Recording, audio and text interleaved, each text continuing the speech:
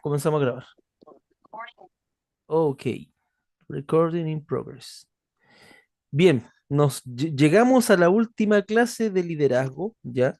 No es que no haya más temas, tomamos los temas principales de liderazgo cristiano, porque si pudiéramos hablar, o sea, yo me acuerdo que hubo un tiempo lleno de congresos, me acuerdo que inicio de los 2000, 2005, 2006, hasta pasado el 2010, creo que hasta el 2012 era bastante común los congresos de liderazgo, porque el liderazgo era un tema y sigue siendo un tema. ¿Por qué? Porque, como les dije al comienzo de todas las clases, todo cambió. Y si decimos que todo cambió es porque realmente todo cambió. Cambió no intentaron cambiar la constitución, porque había toda una generación de gente queriendo cambiarlo todo sin tener bases, sustentos o fundamentos. Entonces hoy en día, eh, de estas generaciones que han venido han ideado que, no sé si se acuerdan de la frase, que las palabras crean realidades. Y no, si yo, si yo como líder digo soy un excelente líder y lo confieso, eso no va a cambiar nada. Ni físicamente, ni teológicamente, quizás a un nivel actitudinal pudiera predisponerme para ser un gran líder, pudiera ser. Pero la verdad es que filosóficamente y teológicamente la realidad es totalmente independiente de de lo que nosotros creamos, pensemos, seamos. La realidad es, y el Señor nos envía de una manera, y hay una palabra muy linda que usaba Tomás de Aquino, nos dona la vida. Pero esta generación no lo entiende, porque piensan que lo pueden cambiar todo con la palabra, con el poder del verso, con un buen discurso, pero el problema es que eso no cambia, no mejora el presupuesto nacional. Si yo digo que a la iglesia le está yendo bien, eso no llena las bancas de la iglesia. Y si yo digo que mi ministerio está espectacularmente, eso no necesariamente es real.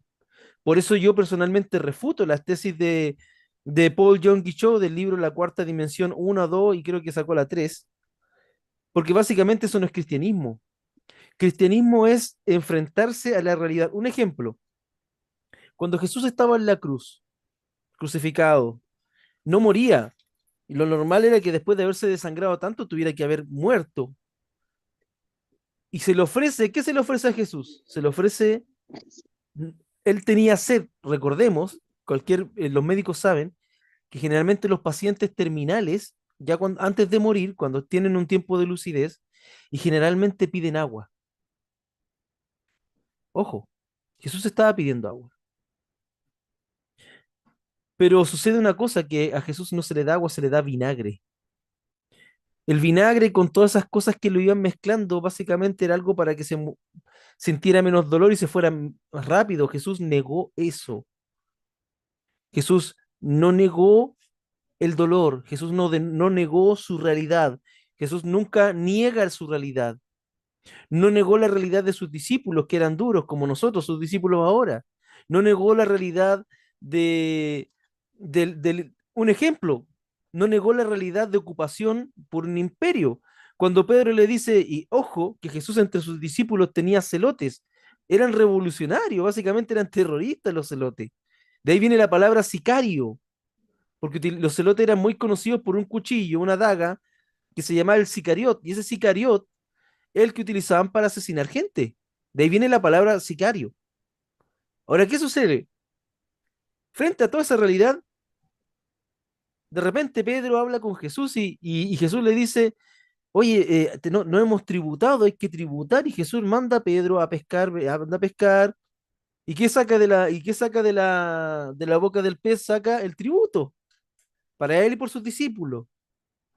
Y a Jesús en otro lugar le preguntan, Jesús, pero dime, ¿qué hacemos con esta ocupación que es ilegal, que es arbitraria, que es terrible? Porque en serio, nadie quiere ser un país ocupado. Lo vemos aquí en Chile. Estamos siendo ocupados. Eso es una realidad. Ahí lo dejo. Pero Jesús entiende la realidad de la ocupación del Imperio Romano y dice, ¿qué ves en una parte de la cara? La cara del César. Dar al César lo que es del César y a Dios lo que es de Dios. Interesante, porque eso contradice toda la teología de la liberación que plantea que Jesús era el primer comunista.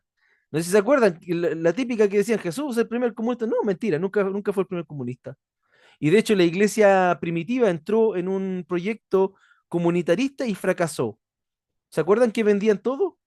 Lo vendían todo, todo para vivir en común, muy lindo, muy lindo. Años después, dice la escritura, en Hechos de los Apóstoles, que vino hambruna y como lo habían vendido todo, se lo habían comido todo. No había nada. Y es ahí cuando el Señor levanta al apóstol Pablo. Y Pablo, ¿saben cómo comienza su ministerio? Haciendo colectas para los, ojo, y la palabra es muy decidora tanto en el griego como en el español, para los pobres de Jerusalén, para los pobres de Jerusalén. O sea, el proyecto comunitarista había fracasado. De hecho, hay un libro que les voy a recomendar que se llama Fe y Economía del doctor Justo González. Es un libro cortito, no debe ser muy caro, pero es difícil de conseguir el libro. Fe y Economía de Justo González. Si usted quiere saber cómo la iglesia, desde la iglesia primitiva, pasando por la iglesia antigua, creo que llega hasta la iglesia medieval, porque toca la época patrística, y cómo la iglesia organizaba sus finanzas. Un ejemplo, Ambrosio, uno de los, creo que fue Ambrosio. Ambrosio fue uno de los obispos de la iglesia. Y Ambrosio había recibido herencia de parte de su familia. ¿Sabes lo que pasó? Ambrosio no lo vendió todo. Ambrosio tomó las tierras, claro, las donó a la iglesia, pero las hizo trabajar. Dio trabajo a la comunidad, generaba alimentos para la comunidad y la comunidad estaba siendo productiva. Detrás de eso encuentro sabiduría. Ojo que hay que saber leer los evangelios y hay que saber leer el Nuevo Testamento. ¿Por qué le digo esto, queridos hermanos? Nos sorprende esto el liderazgo. Y el liderazgo tiene mucho, mucho, mucho tema por seguir investigando. Lo importante es, hermanos, que en medio de esta batahola generacional entendamos que el ser humano sigue siendo el mismo y Dios sigue siendo el mismo. Y cuando usted estudie historia eclesiástica o historia mundial, se va a dar cuenta que las herejías que hoy pensamos que son novedosas se crearon hace 2000 años, ya estaban hechas. Porque el ser humano es el mismo, igual de pecador, igual de caído, igual necesitado de Cristo.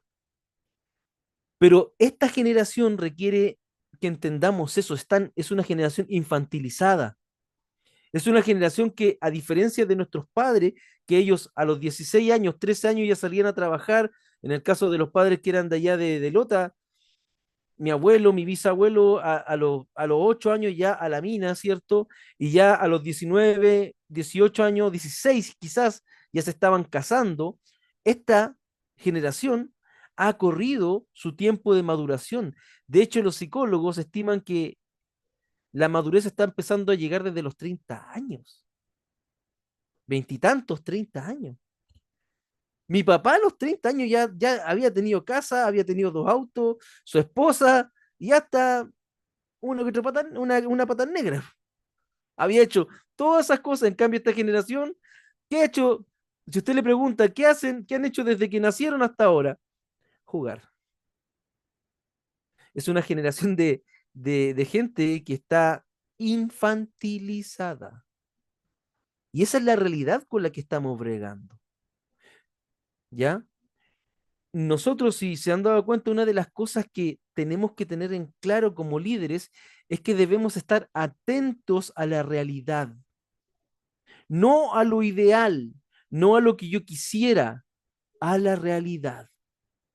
Porque partiendo de la realidad, ahí podrán entrar las cosas subjetivas, las intersubjetividades. No es mi tema ahora. Mi tema es que hay una cosa que sí es objetiva, que si un hombre mata a otro hombre, el otro hombre muere. No hay nada subjetivo detrás de aquello. Que si alguien peca, peca y contra Dios. No hay nada subjetivo en eso. Son cosas objetivas. El problema es que la posmodernidad nos ha venido a difuminar el escenario cuando nosotros crecimos con un escenario bien definido. Y tenemos que aprender a conocer muy bien la posmodernidad y la posmodernidad que viene, que estamos, en la que estamos. Esa es la realidad del liderazgo.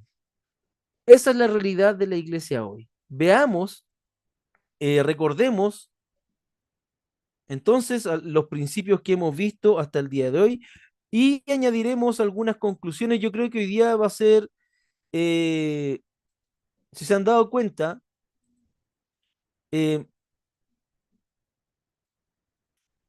se ve, ¿cierto? Sí, si se han dado cuenta, este curso se ha centrado en las evaluaciones más que nada en la reflexión, en la autorreflexión.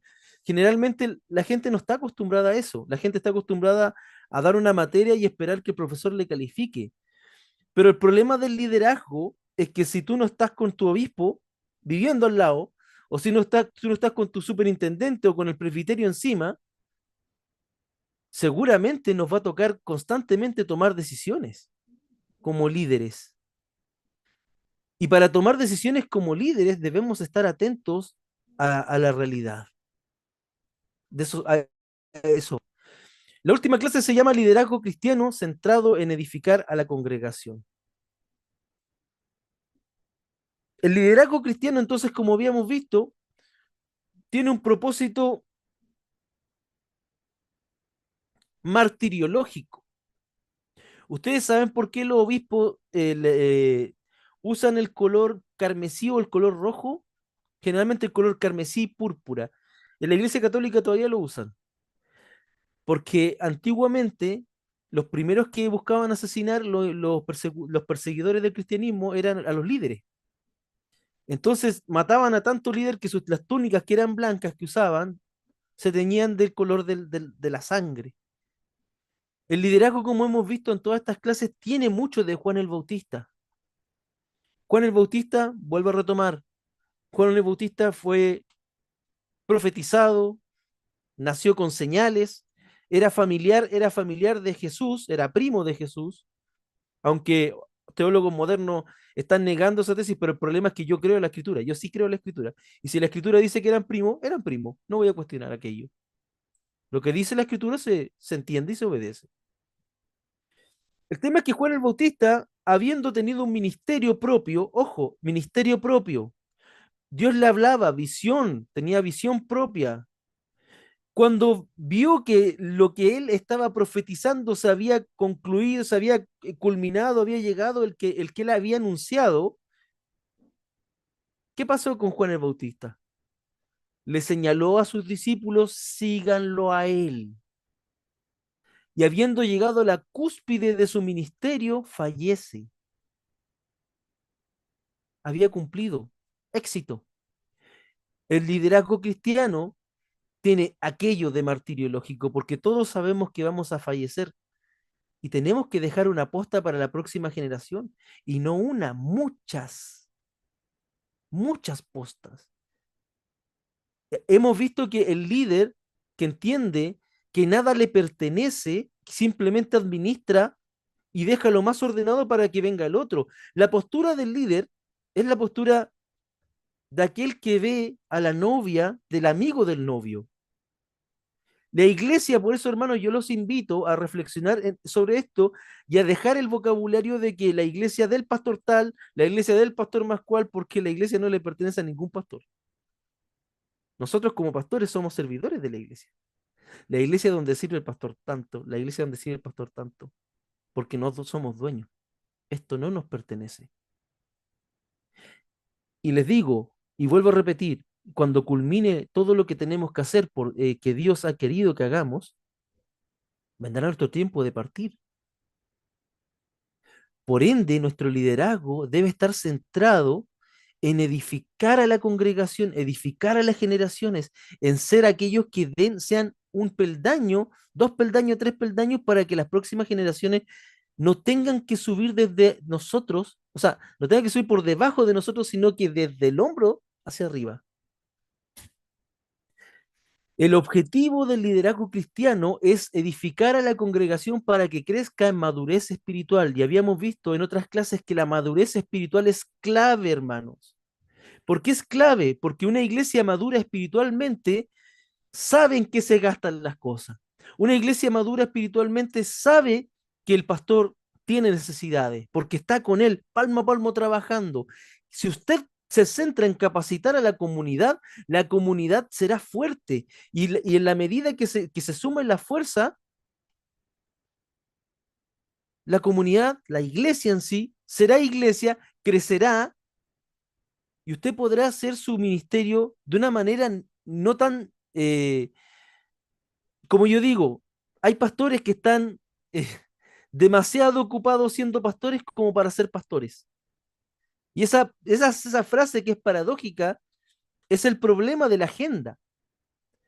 El círculo vicioso que tiene el liderazgo actual es que es lo siguiente, el pastor lo hace todo. Y como el pastor lo hace todo, la iglesia depende de todo lo que haga el pastor. Como la iglesia depende de todo lo que haga el pastor, la iglesia se pone en una posición de observador, incluso de juez y de crítico. Pero esas son las iglesias a las cuales nosotros llamamos carnales. Los carnales tienen que ver no tanto con un nivel de espiritualidad, tiene que ver con niveles de madurez. Una persona madura vive en el espíritu. Y el espíritu te da la madurez para aceptar un no. El espíritu te da la madurez para ser guiado por otro que sabe más que tú, que en este caso es el líder. Pero si el líder no está continuamente trabajando para que la congregación esté, o el grupo al cual sirve, no esté madurando, esa congregación va a seguir siendo niños espirituales. Y ese es el problema. Los niños espirituales no tienen un apego fuerte, hablando en términos eclesiásticos. Los niños espirituales están centrados en la fama, están centrados en las grandes congregaciones de personas, están centrados en el show, que el culto estuvo más lindo, que el culto estuvo más feo. Y se van. Dice la escritura que el hombre de doble ánimo es inconstante en todos sus caminos. Y eso lo dice la palabra de Dios. Y una persona inconstante es una persona inmadura en la fe.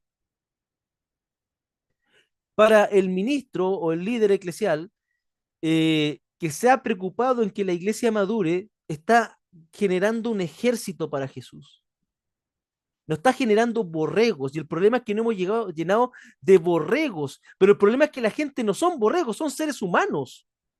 Si mi hijo y si sus hijos tienen 30 años y no han logrado independizarse, no han logrado tener una carrera u oficio u ocupación, los padres han fracasado por tener hijos cretinos.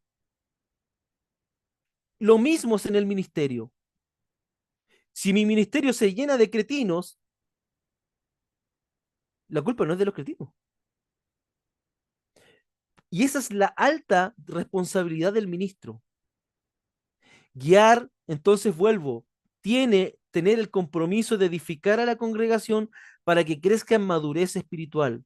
Porque el maduro espiritualmente, insisto, va a aceptar un no, va a entender que el pastor no puede ir a visitarlo cada vez que le duele el dedo meñique, va a aceptar que tiene que ofrendar porque todo tiene un costo, que la luz, el data show, todo lo que se usa en la iglesia tiene un costo y entenderá y estará al lado de su pastor apoyando. Es todo ganancia al rodearnos incluso de personas mejores que nosotros. El liderazgo cristiano tiene que ver, vuelvo, con lo martiriológico, tiene que ver con lo pedagógico o andragógico. Andragógico tiene que ver con la educación de adultos, que es lo que estamos haciendo acá.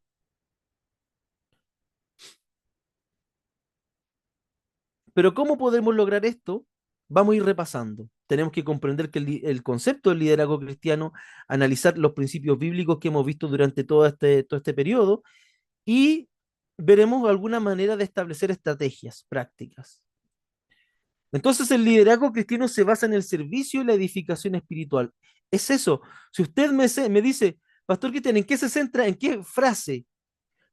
Servicio y la edificación espiritual. Cuando la iglesia está por muy debajo de sus pastores, en conocimientos bíblicos, en liderazgo, esa iglesia va mal. Y ese liderazgo va mal. O si va muy encima, ese liderazgo sigue estando mal. Porque no se trata de quién lleva a quién. No es un conflicto. Tiene que ver con cómo vamos caminando todos juntos hacia adelante, hacia la salva, hacia el plan de Cristo para nuestras vidas. Había un ejemplo, los menonitas tienen un término que se llama predicar con la espalda. Y a mí me llamó la atención porque ¿quién predica con la espalda? Porque nosotros predicamos con la voz, predicamos con el cuerpo, predicamos con la escritura, predicamos. Pero los menonitas me decían, no, no, no, hay que predicar con la espalda. ¿Qué tiene que ver eso? Predicar con la espalda significa predicar con el ejemplo. La gente sigue a quien va más adelante. Me pasa mucho en el jiu-jitsu, me pasa mucho en las artes marciales. Yo cuando practicaba jiu-jitsu, los maestros de jiu-jitsu, toda esa gente eh, tienen un cinturón negro que representa que son maestros de algo, ¿cierto? Pero ojo, si al maestro de jiu-jitsu le pega el tipo que va pasando por la esquina o cualquier persona, como que sus alumnos lo van a dejar y no lo van a seguir. O hablemos en el campo político, los políticos que no son consecuentes, no voy a decir nombres, pero aquí tuvimos uno de apellido Navarro que sacó un 22% que por gracias a Dios sacó un 22%, porque aquí todo Conce tuvimos que levantarnos a votar, y así va. La gente, queridos hermanos, sigue a los que van caminando más adelante. Y ese es el modelo de Jesús. Servicio, humildad y edificación espiritual. Pero ¿qué pasa con la humildad? ¿Qué pasa? Ah, entonces si yo soy demasiado humilde, la iglesia va a dejar de seguirme. El problema es que la humildad es básicamente, la definición de humildad es reconocer mi condición y que hay gente que está por encima de mí y hay gente que está por debajo de mí. Discúlpenme.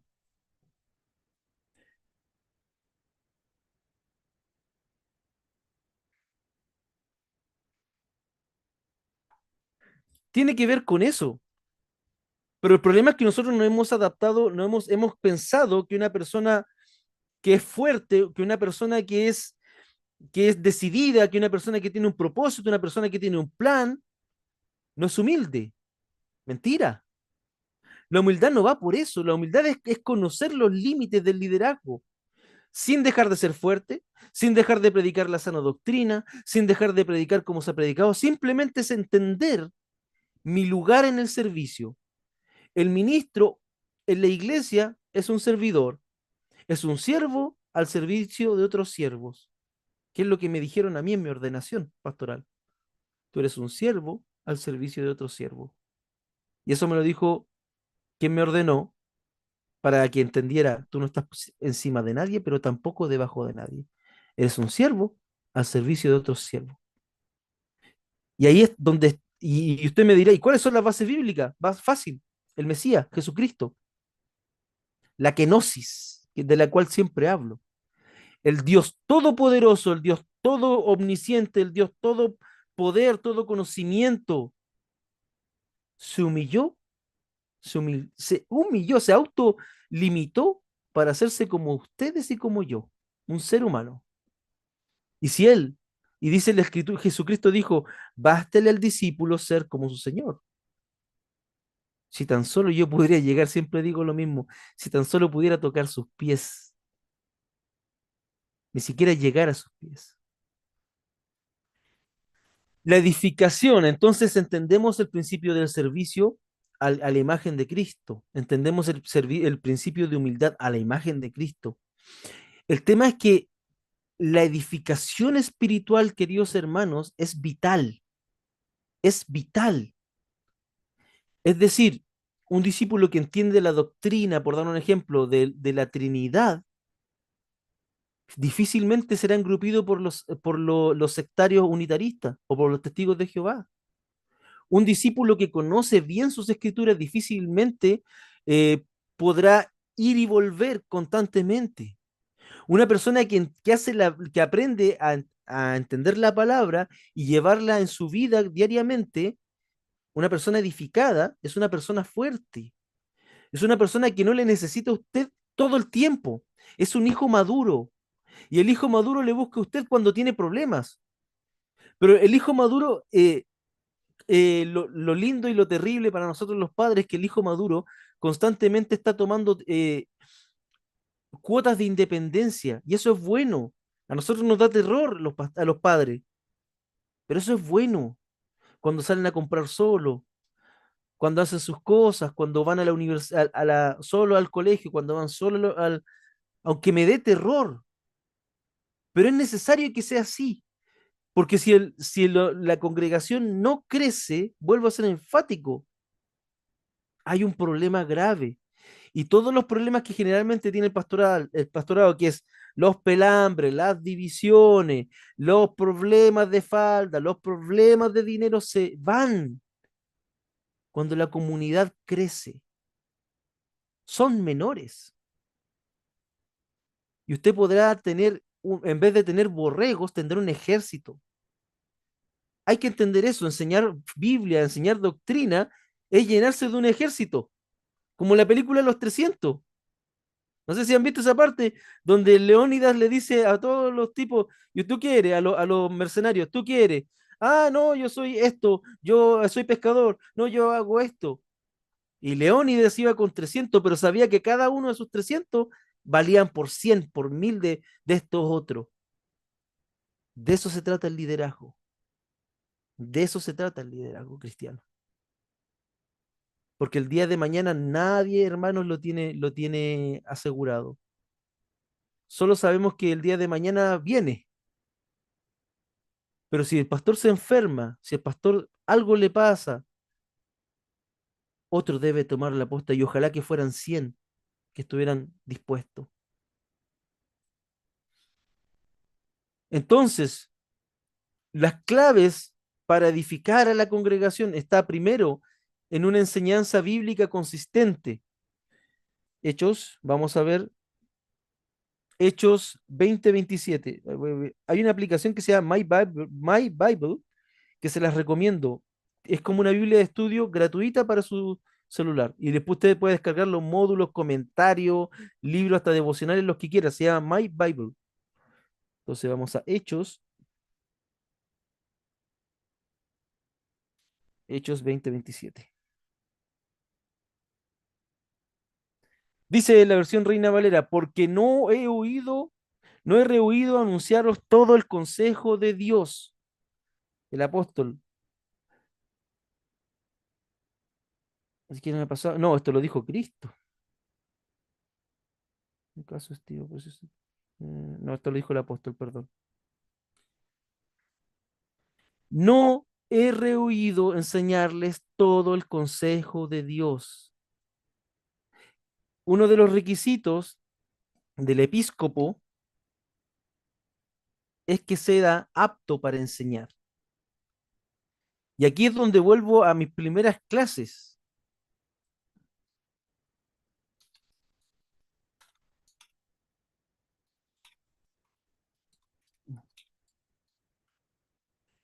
Otro de los grandes problemas que tiene la iglesia hoy es que está lleno de personas sin vocación, el hijo de, el nieto de, el yerno de, la pyme, que ha tomado, hay personas que han tomado la iglesia en una dinámica como si fuera la empresa familiar, queridos. Por eso les invité a que vean la serie Greenleaf, que está en Netflix. No es porque me estén pagando, no me interesa. Si la pueden ver en otra plataforma, véanla. Pero ahí usted verá uno de los principales errores que nosotros vemos. Personas sin vocación, personas sin llamamiento, personas sin preparación, queriendo guiar a mucha gente. Primera de Timoteo, capítulo 3 del verso del 1 al 7 dice, permítame,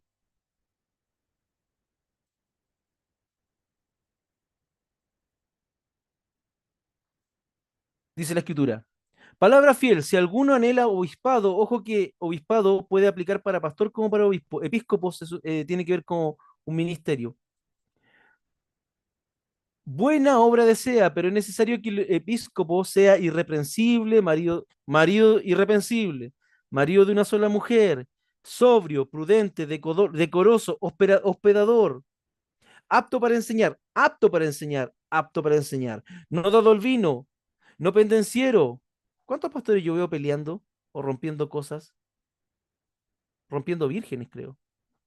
No pendenciero, no pendenciero. No lo digo yo, no lo inventé yo, lo dice la escritura. No pendenciero, no codicioso de ganancias deshonestas, sino amable, apacible, no avaro, es decir, si ve que a alguien de la congregación le falta ropa, esa persona, si tú tienes ropa, dale. A mí me ha pasado muchas veces. Salgo y alguien necesita, ¿y qué dice la escritura? Si toman algo de ti o si necesitan algo de ti, dalo. Es un principio. Sigamos con la lista.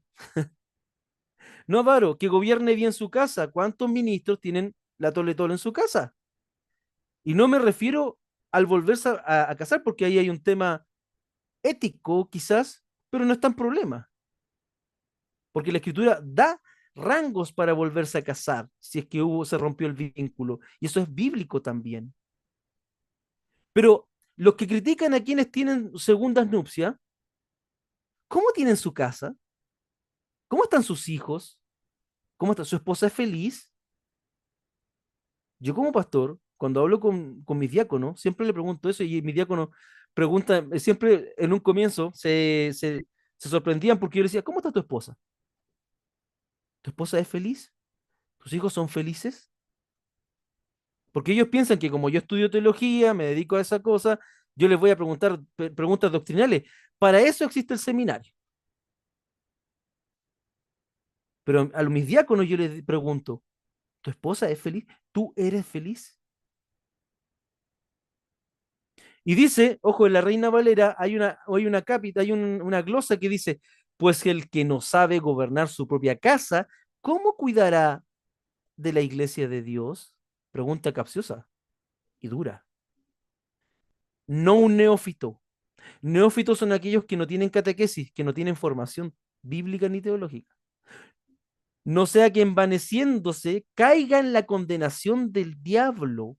Y aquí el apóstol Pablo lo dice a Timoteo en un tono pastoral. No lo está diciendo, oye, sácate al neófito, al que no sabe nada porque vale caña. No lo dice. Está velando por el alma del neófito porque sabe de las consecuencias. Dice, no sea que envaneciéndose caiga en la condenación del diablo. Y es verdad, cuando tú pones a una persona que no está preparada para un espacio de liderazgo, esa persona puede condenarse. A ver, seamos sinceros, ¿cuántas veces lo hemos visto en el coro? Mi primer ministerio fue pastor de coro y ahí vi de todo. Me dejaron espantado, yo pensaba que en la iglesia, pero me dejaron curtido, por decirlo así. Sigamos. También es necesario que tenga un buen testimonio de los de afuera para que no caiga en descrédito con y con en lazo del diablo.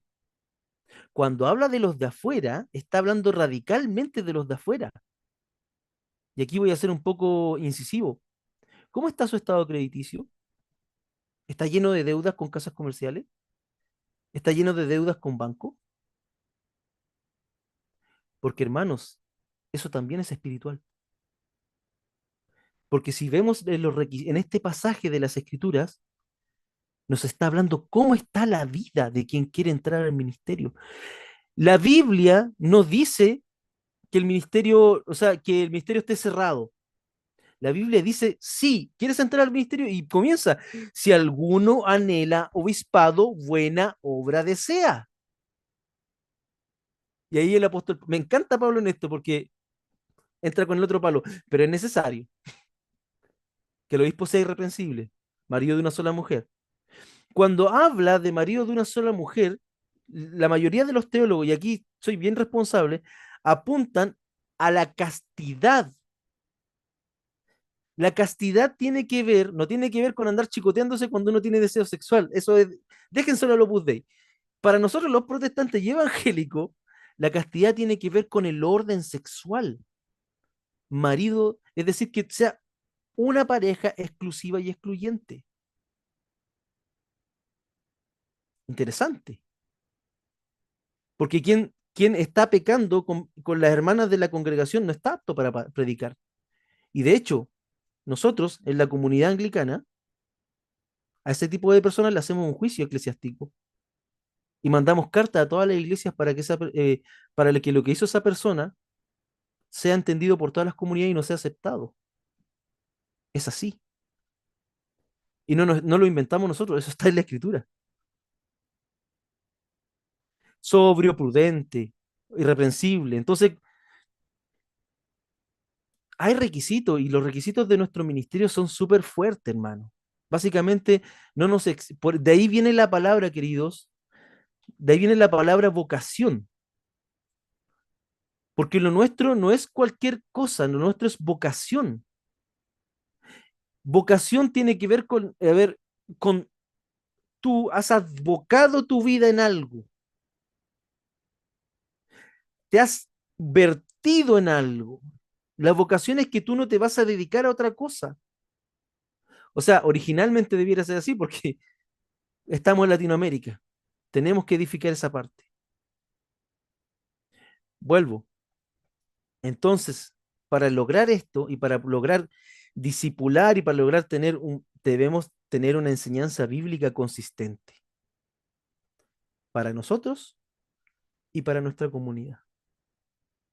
Segundo aspecto, la promoción de la comunidad. Juan capítulo 13 del 34 al 35. ¿Sabe qué? Mejor lo busco acá para que lo veamos todo.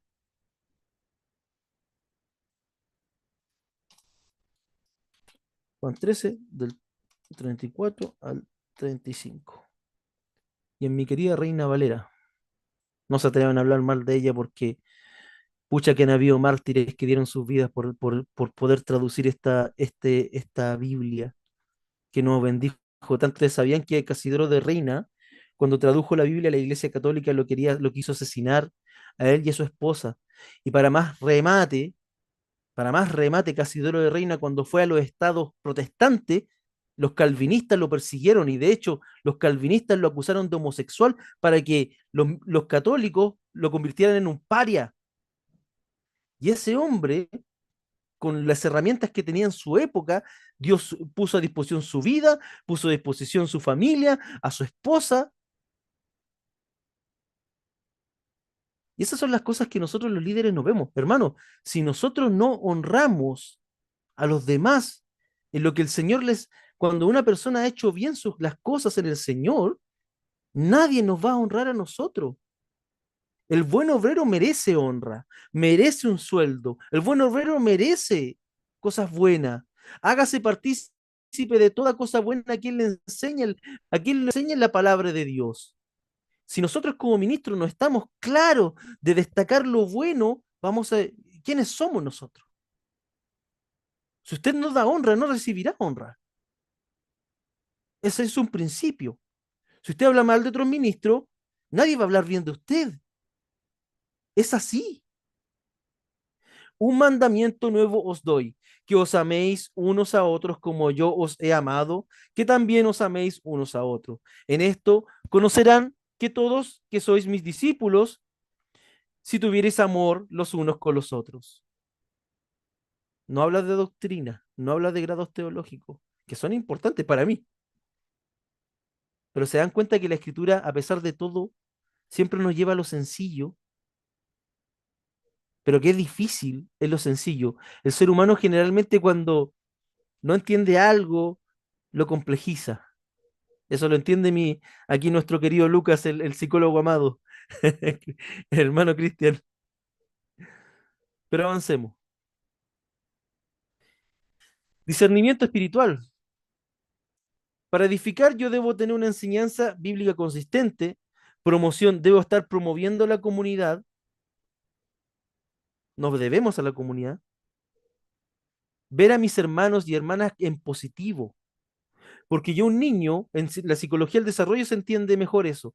A un niño yo no le puedo decir todo lo mal que hace porque se va a frustrar y vas a frustrar a un ser humanito que va a crecer frustrado.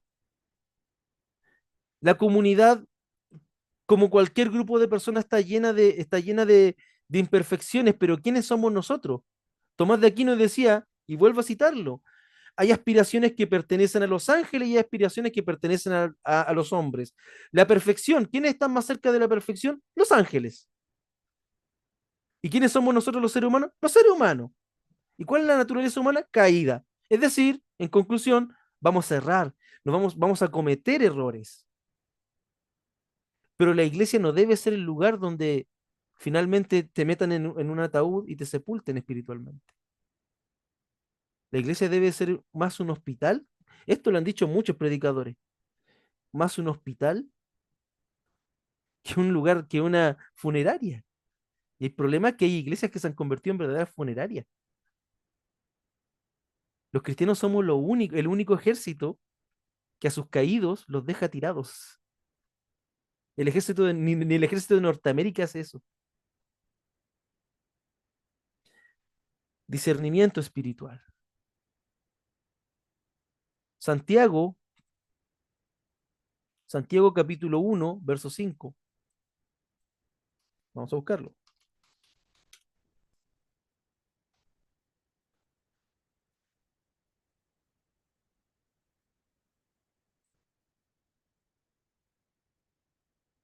Dice la escritura, y si alguno de vosotros tiene falta de sabiduría, pídala a Dios, el cual la da a todos abundantemente y sin reproche y se le será dada. Y me encanta esa aproximación, me encanta eso. ¿Sabes por qué me encanta ese texto? Porque el texto me está diciendo a mí que como falto, me reconozco como una persona falta, que me falta conocimiento, que me faltan muchas aptitudes que yo quisiera tener, que yo conozco predicadores que son espectaculares, qué sé yo. Entonces lo que me falta no me hace envidiar a nadie. Lo que me falta me hace pedir a Dios más. Y una de las cosas que son necesarias también es discernimiento espiritual para saber cómo edificar, en qué tiempo edificar, en qué tiempo callar. Hay tiempos donde nosotros debemos intervenir y hay tiempos donde no debemos intervenir. Y eso viene con el discernimiento. Una vez estaba en un culto y una persona se manifestó con manifestaciones demoníacas. Le pregunto a mi obispo, ¿qué hacemos? Y mi obispo me dijo, discierne. Y yo me puse al lado de esa persona y tenía que reprender, pero sentí del espíritu fuertemente dejar que el espíritu actuara. Y la liberación ocurrió en medio del culto. Yo estaba al lado, a ver si pasó, ahí sí tenía que hacer algo, pero todo lo hizo el Espíritu de Dios. Y esa persona fue liberada. No digo que eso es una norma, no lo es. Me pasó a mí. Estoy hablando que también es necesario para edificar tener discernimiento. Otro tema que hemos visto fuertemente, queridos hermanos, en serio, fuertemente, son las medidas del éxito. Porque nosotros muchas veces, como estamos, de repente estamos solos, tendemos a medir el éxito ministerial, no sé, mirando a grandes pastores, grandes congregaciones de ayer y hoy, porque hay algunos que están más pegados en el pasado, no sé, los bautistas generalmente miran a Spurgeon, miran a Whitfield, miran a Finney, los anglicanos también muchas veces también estaban muy pegados con Lutero, con Wesley, con, eh, con distintos próceres del pasado. Pero el éxito espiritual en términos cristianos no se mide en dinero, en fama, en poder, no se mide en notoriedad ni en nombre, se mide en niveles de cumplimiento. Yo siempre animo a aquellos pastores que son pastores de 5 personas, 2 personas que están comenzando, a los líderes de avanzada, que no se midan conforme a otras medidas de éxito. Hay un libro que se llama Hasta lo último de la tierra, y es un libro que se pasa generalmente en misionología en los seminarios. Ese libro no habla de teología, son testimonios, son historias, es un libro como de 300 páginas, 200, 300 páginas, solamente con testimonios de misioneros. Y me va a creer que ese libro es un libro lleno de fracasos. Le voy a dar un ejemplo. Cuando los primeros misioneros en el siglo XVIII fueron a la Polinesia a llevar el Evangelio, sucedía mucho que ellos se bajaban de la barca y después se devolvían horrorizados. ¿Y saben por qué se devolvían horrorizados? Porque cuando la gente en la Polinesia no usaba ropa. Entonces las mujeres salían, veían al hombre blanco, salían desnudas a recibirlo junto con la tribu. Y estas personas del siglo XVIII, siglo XIX, de Inglaterra, vean eso con estupor. ¡Qué terrible! Muchos de ellos también murieron.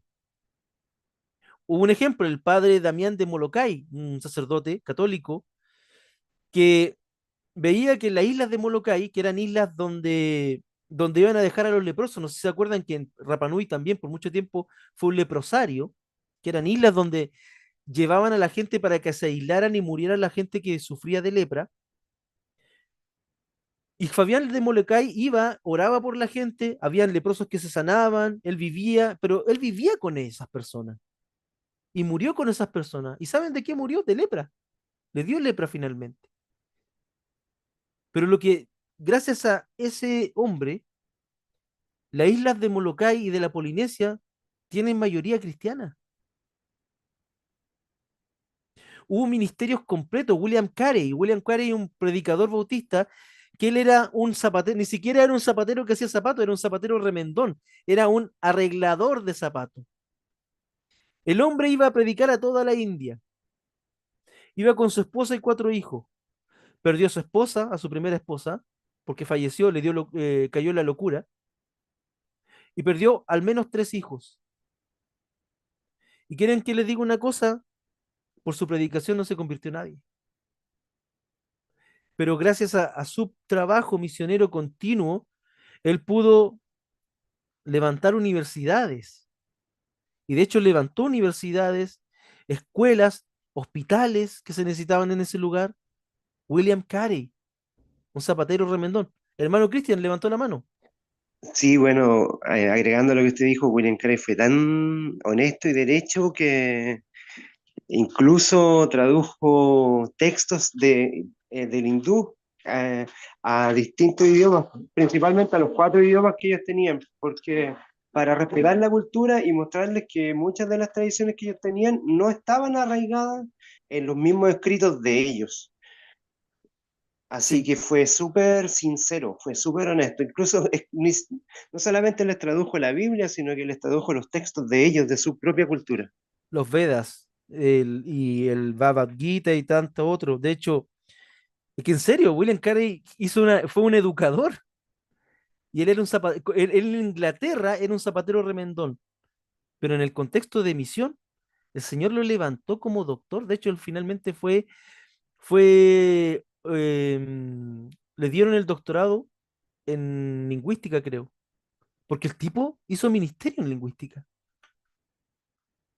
Habiendo muerto William Carey, ya habiendo entendido bien la cultura, la lengua, la filosofía, de hecho, William Carey hizo un gran ministerio en contra del Sakti, que era esa ceremonia terrible donde cuando moría el marido en la India, moría el esposo, la esposa tenía que lanzarse a las llamas porque a ellos los creman, los ponían en una pira con fuego y los cremaban, los cuerpos, y el deber de la esposa era lanzarse a esa pira y morir en vida con ese hombre.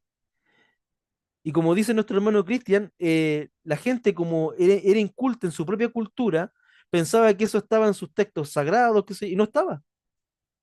Y fue uno de los grandes luchadores en contra de ese tipo de prácticas terribles, barbáricas de la India. Bien, pero centrémonos. El éxito a los ojos de Dios, queridos hermanos, lo podemos ver en la Biblia, en el Evangelio, en el Nuevo Testamento y Antiguo Testamento. Y si nosotros medimos el éxito a cómo estos pastores, apóstoles de la prosperidad, de las mega iglesias, qué sé yo, lo miden, esos tipos, según su locus, según su discurso, hacen a Jesús un fracasado. Porque Jesús cuando lo mataron, antes de resucitar, solamente tenía 12 discípulos. Dos mujeres le habían seguido fielmente, su esposa, la Magdalena y Juan. Todos los demás habían ido. ¿Fue un fracasado Cristo que no tenía una mega iglesia? ¿Fue fracasado el Hijo del Hombre que no tenía nada propio y no tenía dónde reposar la cabeza? Es decir, no había casa para el Hijo del Hombre. ¿Fue un fracasado el Hijo del Hombre al no tener una iglesia con millares de gente? ¿Fue un fracasado el Hijo del Hombre al no tener nada? Es tiempo de ordenar nuestra mentalidad, de cambiarla, la metanoia, y de ordenar nuestra escala del éxito. El éxito espiritual se mide por la transformación de los miembros, pero no es una transformación que hago yo, vuelvo a decirlo, la hace el Espíritu Santo. Yo trabajo, obviamente, nosotros trabajamos por esta transformación. ¿Cómo? Enseñándoles amor por la palabra, amor por la palabra. Se lo dice un anglicano, amor por la bendita palabra de Dios. Es nuestra guía para todo lo que sea de vida y fe. Unidad, porque dentro de la iglesia evangélica se ha extendido la práctica y el conocimiento incluso de que las personas cuando quieren ser pastores y los pastores, bueno, que eso es algo más largo, dividen la iglesia. Y quien divide la iglesia hace la obra de Satanás. No hay dobleces con respecto a aquello. Entonces, ¿qué debemos hacer nosotros para prevenir estas divisiones que son obras satánicas? Es honrar y mantener la unidad, procurar la unidad de la iglesia. La unidad es doctrinal, la unidad es de culto, la unidad es de vida y de apoyo mutuo también. Y sobre todo manteniendo también una evangelización activa. Un pueblo sabio, un pueblo que crece, un pueblo que madura, evangeliza. Y muchas veces, queridos hermanos, evangeliza con la espalda. Ha pasado demasiado, han pasado en mi vida al menos 20 años sin que yo vuelva a escuchar de un empleador, oye, ¿sabes qué? Contratemos a estos canutitos, contratemos a estos evangélicos porque esto no nos van a robar. Lamentablemente, ya no se habla así en los ámbitos laborales. Ya no se nos prefiere por nuestra honradez. Ya no se nos prefiere tanto por nuestro testimonio. Una iglesia que da testimonio es una iglesia que está comprometida por hacer cumplir la palabra, por ser única, estar en unidad y evangelizan tanto por la predicación, pero más por su testimonio. Y hermanos, esta generación aprende por testimonio, es decir, tú eres la primera Biblia que el inconverso y el ateo va a leer.